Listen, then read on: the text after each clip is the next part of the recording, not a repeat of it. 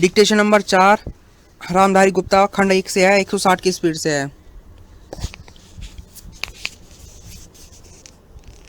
महोदय, यह भी विचार किया गया है कि जो व्यक्ति समाज में काम करता है, चाहे आविष्कार का काम करे चाहे दूसरा कोई काम करे, उसको उस काम में तब तक सफलता नहीं मिल सकती है जब तक कि समाज का सहयोग या समाज ने जो परिश्रम किया है या कुछ आविष्कार किया है उसका उपयोग उसको प्राप्त ना हो, उसका उपयोग वह ना कर सके। इसलिए जब भी कोई व्यक्ति किसी वस्तु का आविष्कार करता है तो आविष्कार करने में न केवल उसका अपना परिश्रम रहता है, लेकिन साथ ही साथ समाज ने जो काम किया होता है, चाहे विज्ञान के क्षेत्र में या प्रौद्योगिकी के क्षेत्र में हो या किसी अन्य क्षेत्र में, यह सबसे भी वह लाभान्वित होता है।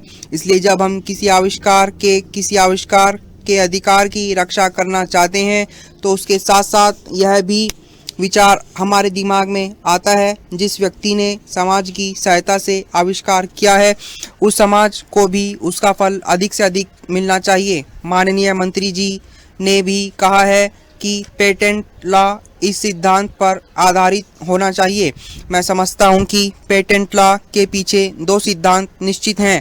पहला सिद्धांत तो यह है कि जो व्यक्ति परिश्रम करके, धन लगाकर, अपना दिमाग लगाकर के किसी वस्तु का आविष्कार करता है, उसके तथा अपने परिवार के लोगों के अधिकारों की जहां रक्षा होनी चाहिए, उसके साथ ही साथ जैसा मैंने अभी कहा है, कोई व्यक्ति समाज में व्यर्थ में काम नहीं करता है, वरन पिछले समाज के लोगों ने जो काम किए हैं, चाहे वह विज्ञान के क्षेत्र में या प्रौद्योगिकी के क्षेत्र में या किसी अन्य क्षेत्र में, और जिनके आधार पर वह कोई आविष्कार करता है, उसको उसका प्रतिफल तो मिले, लेकिन जो परिणाम हो उसका प्रतिफल समाज को भी मिलना चाहिए।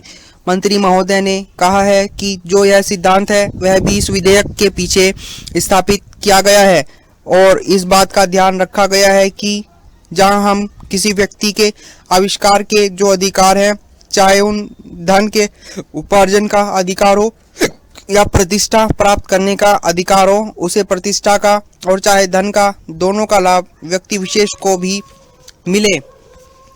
महोदय, देश में जो उद्योग धंधा चल रहा है या देश की उन्नति करने का, देश में समृद्धि लाने का जो वैज्ञानिक या प्रौद्योगिकी है, आविष्कार हो रहा है, उसमें भी उसका उपयोग पूरा हो। यदि ऐसा हो तभी मैं समझता हूं कि हमारी पेटेंट प्रणाली सफल सिद्ध हो सकती है। यह प्रश्न उठ सकता है कि किस सीमा तक व्यक्ति के अधिकार की रक्षा की जाए और किस सीमा तक उसके अधिकार का हनन किया जाए, ताकि समाज का अधिक से अधिक लाभ हो, समाज का उसमें अधिक से अधिक उपयोग हो। एक दृष्टिकोण जो इसके पीछे है, हमें इस बात का अभिमान है कि हम 101 करोड़ हैं। हमारी कई जातियां, कई धर्म, कई भाषाएं और कई प्रकार के रीति रिवाज हैं। इस विविधता से हमें लाभ उठाना चाहिए, लेकिन आज भेदभाव का भूत हमारे सिर पर चढ़ रहा है। भारत को स्वतंत्रता मिली है, इसका अर्थ यह होना चाहिए कि गरीबों की सेवा के लिए आज तक हमें जो सुविधाएं उपलब्ध नहीं थीं वे मिली हैं। जिस प्रकार भारत ने अयोध्या के राज्य को राम का समझकर सेवक वृत्ति से राज्य का काम संभाला था, उसी प्रकार हमें समझना चाहिए कि गरीब जनता का है और उसके नाम पर उसके संरक्षक बनकर हमें उसको चलाना है। अब गरीब को ऐसा अनुभव होना चाहिए कि हर एक उसकी सेवा में लगा रहा है। सूर्य के उदय होने पर धनी गरीब सबके घरों में प्रकाश पहुंचता है। ठीक उसी प्रकार स्वराज्य का लाभ सबको एक समान मिलना चाहिए। इसका सुख धनी निर्धन सबको बराबर मिलना चाहिए। जनता को हमने वचन दिया था कि स्वराज्य मिलने पर हम आपके दुख दूर करेंगे। अब वह समय आ गया है जबकि हमें अपने उस दिए हुए वचन को सार्थक करना है। इतने बड़े देश में विचार भेद होना स्वाभाविक है। देखना यह है कि हम लोगों के विचारों में कुछ समान अंश भी हैं या नहीं। यदि हैं तो समान कार्यक्रम बनाइए। इस प्रकार कार्य करने से हमारे भेदभाव कम होते होते एक दिन मिट जाएंगे और अच्छी बातों का अपने आप उदय होने लगेगा। अगर उसी प्रकार भेद स्थापित करने का प्रयत्न किया गया तो लोग सत्ता के पीछे पड़ जाएंगे और स्वराज्य प्राप्त होने का आनंद हम लोगों को नहीं मिल सकेगा।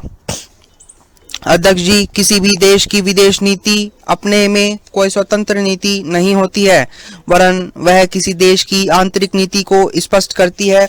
उदाहरण के लिए हम गरीब को अमेरिका ले जा सकते हैं।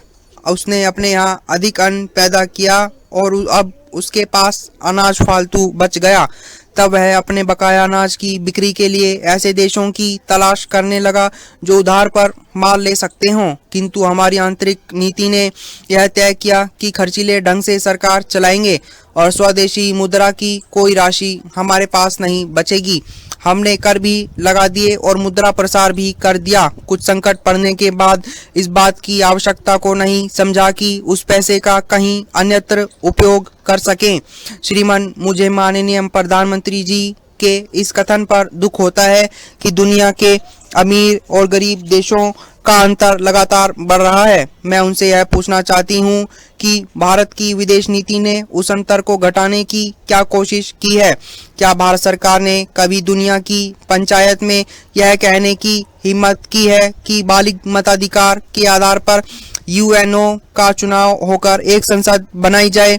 और क्या आप में यह देखने की हिम्मत है कि फौज के हिसाब से कर लगाकर एक विकास का खाता खोल दिया जाए? जो देश विकसित हैं उनके मजदूरों का 1 घंटा हमारे देश के मजदूरों के 1000 घंटों के बराबर माना जाता है। क्योंकि उनके पास साधन है, इसलिए यह अंतर और भी बढ़ता चला जा रहा है।